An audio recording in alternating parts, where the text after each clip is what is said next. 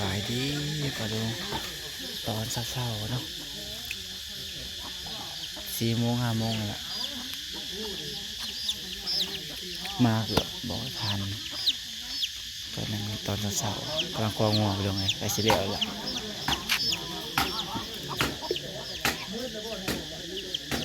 คนคอยลายไปได้ง่วงตัวบ่ใหญ่หรอกไปลงไง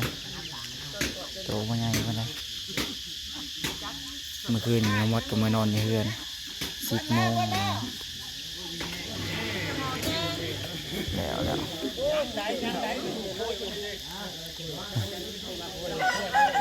กำลังตุบ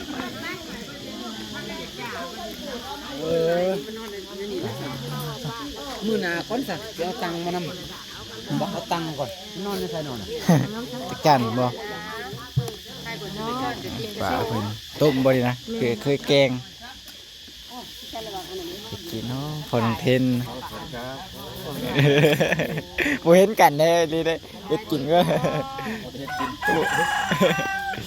มาแต่เช้าบ่ฮะ ก็แต่เช้าเลย แต่เช้ากี่ทุ่ม แต่ทำแหลกพอดีเลย กี่ทุ่ม แต่ตี 3 ตี 3โอ้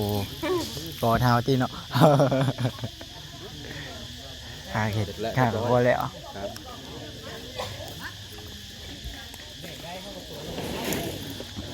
จักโมงลงไอจิตย่อเขาจะรอขย่อเขาแขกมา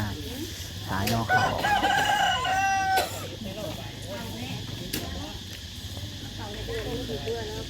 บ้าสบายดีพี่น้องตอนปอด โอ้เวลามันก็โฮดเขาเวลามันก็โฮด ตอนยังไงได้ด่ามา หนา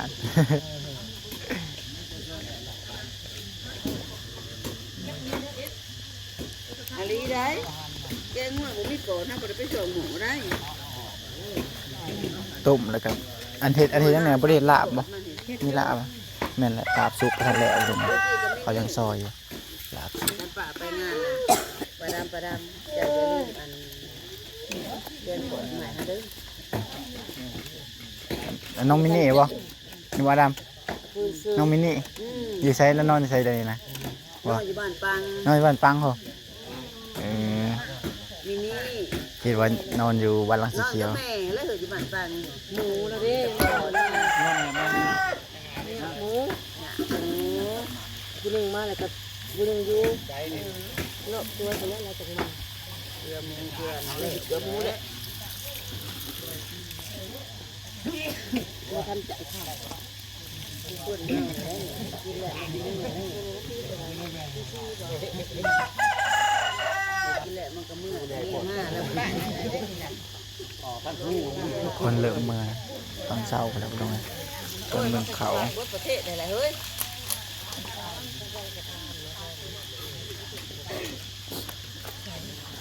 วันไหน ฮะวันไหน เต้ายัง ฮะยัง ให้ลูกได้เต้ายัง โอ้ยัง มาเมื่อไรจะเอา ยัง เต็มเงินอยู่บ่ ฮะ คำอยู่ ทำยัง ได้รายบันไดแล้วคำเงิน คำโอ้พอได้ใส่ พอได้ใช้ แต่น้องเทนมันมาบ่พี่เทน นอนนู่นน่ะ อ๋อนอน เคนตื่นแล้วมันไปนอนต่อหรือเปล่า อาเทนไม่ใช่หรอน อนนี่แหละไม่รู้อยู่ตรงไหนแล้ว นอนพี่เวิร์ดบ่ ประเทศน่ะอยู่ข้างใน อ๋อน อนอยู่ในบ่กับเทน ตื่ บ่ นมาดันป้าเมื่อป้าตื่นกระดึกผมเนี่ย บ่ ไปเบิ่งเดี๋ยวเรามาทำ ไป เอาแล้ว เหลือเรียบร้อยลงไงมาซ้ำพี่เอา มาดี ร้านเลยเอายังหย่ำได้อยู่จักปีเลยอันร้านเลย18 19เลยหย่ำบ่ได้เลยหย่ำซีนนี่ แก้ว ปวดบดแขว สบาย สบายโอ้ฟันดีแม่นยังฟันดีแขวดีเยอะ ปันยังแข็งแรง หย่ำเมื่อเช้านี่โอ้ตัวปวดเป็ดปวดแขวเลย กินจมูกแล้ว แม่นโอ้ตัว สบายเยอะ สุดแกงไข่บุแดงมื้อนะลวกปากลงไงเนี่ยเท้าปานนี่สุดน้ำห่อน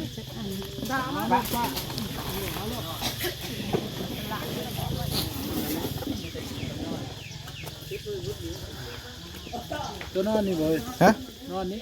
ไป นอนเฮือนเมื่อคืนนี่ไป10 โมงดอกลิ้นกระลอกเสีย เดี๋ยวมันก็ลอก บานแรก1,800,000ให้ดอกเดียว บ่หรือเสีย ยาได้1,800,000ได้ยา คือว่าเขามาหาเอาอีกครั้ง ลิ้นอันนั้น เอาวะ ฮะ สรุปได้หรือเสียเดี๋ยวนี้ เสีย คือว่าได้แสนแปดแล้วคือว่า มันมาซ้ำมักกะหลอกเบิดคือเก่ามาส่งเขาคือเก่าเดี๋ยวเราลงเลยเหลือแต่ขาพารามันนี่แหละสีแดงนะเหลือแต่กระดูกหัวก็เห็นแล้วจ้ะก็ต้องเห็นดิยัง เรียบร้อยวันนี้ อ่อนท้อง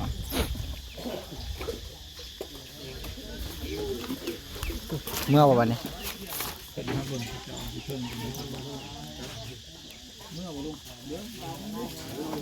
ละ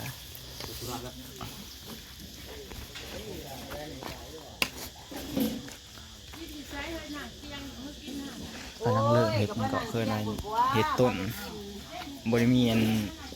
ยังวะ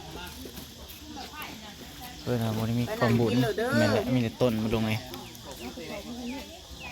เห็ดแต่ต้นบริเห็ดกองบุญ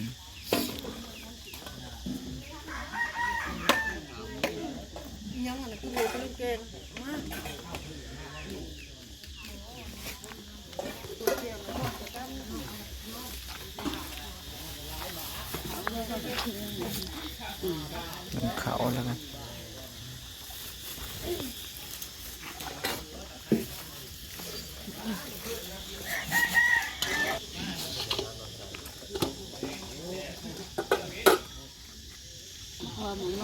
พอรางวัลแต่เมื่อไร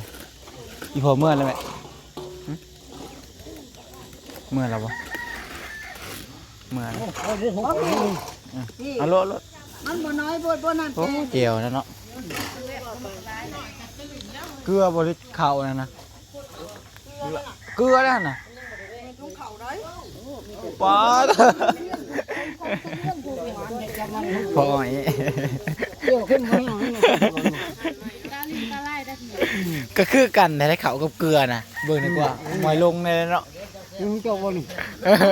ไปกินเลย เออ เอาใหม่เราข้างนี้บ่ยากดอกสบายดีพี่น้อง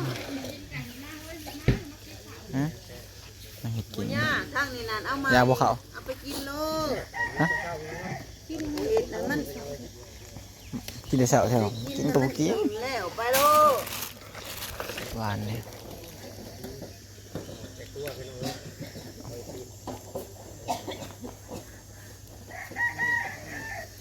แกงแล้วไปเนาะ แอน นั่นเลยเลยไม่ได้ทำบ่อะไรมันจะกระดูกมันบ่ เหลือแต่กระดูกตัวนี้สีบริต้มบริยังเนาะเหลือกระดูกนี่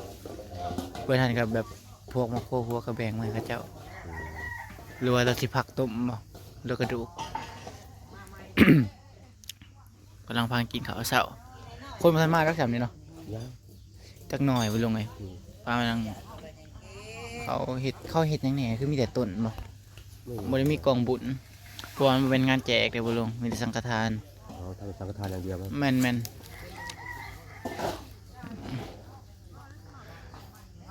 ตั้งเอาเลยครับกินแล้วครับเอาเลยกินแล้วกินแล้วลองทำคำแล้วถ้ากาแฟกินอยู่ ๆแต่เช้าก็ได้ เออ กินกาแฟอุ่นหรือมีแต่กาแฟกันเทิง ตอนเช้าต้องกาแฟถ้ากินแต่ข้าวแต่เช้าเลย เออ ดาวเอ้ยมีบ่บ่เช้าน่ะกินกาแฟบ่มันเท่ง จะมา กาแฟ ใช่ไหม กินอยู่ กาแฟนะ